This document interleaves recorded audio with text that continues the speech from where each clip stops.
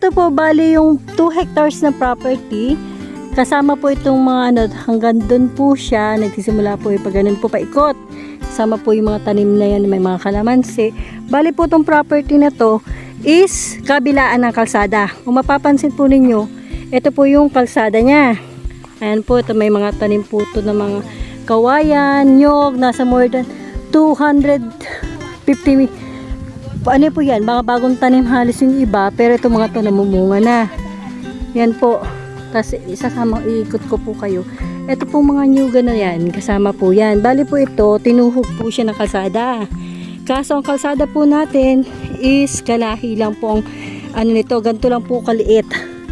Pero sa farm po, napakaganda ng farm kasi meron siyang kalamansi, dalanghita, tapos kung magpapagawa po kayo ng bahay, kung mapapansin po, ayan, may mga magagamit na po kayo mga kawayan po.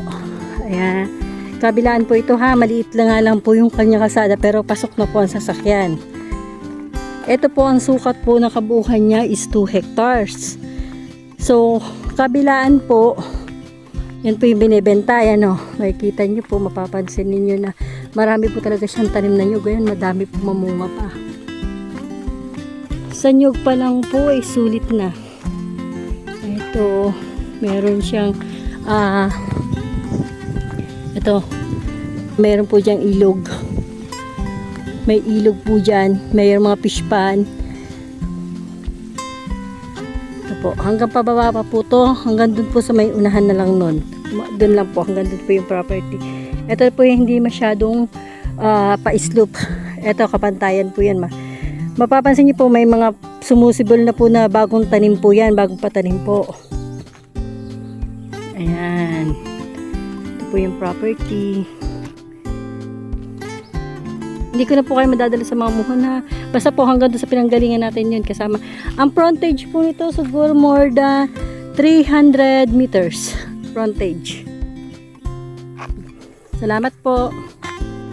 Hello mga kaparmlat. Nandito po tayo sa Calawag, Quezon. Andito po yung property na 2 hectares. Kung saan po magsisimula tayo doon. Dito po kung mapapansin nyo itong puno na to sa unahan pa po. Yan. Sa unahan po ng puno to, kabilaan po ng kalsada. Ayan po yung farm na makikita nyo po, madami po siyang bunga ng nyug. Kaya lang, ikabababa pa lang po, kalulukad pa lang.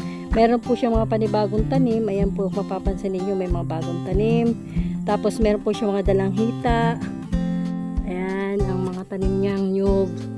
Kabilaan po ha, kasama po ito. Kasama po yan, hanggang doon po, dami pa pong tanim mo. Tapos paakyat po tayo ng property. Ayan. Dito po sa part na to, meron dyan ilog. Kaso hindi na po sakop ng property. Ayan. Nakikita nyo mataas, medyo po slope ang property. Ayan, meron po siyang mga dalanghita. Halos po yung kabilaan dalanghitang tanim. Sa puno naman po is more than 250 puno doon sa 2 hectare. Pero yun na po yung napapakinabangan.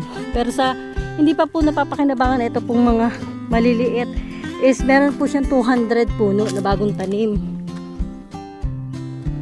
Ayan.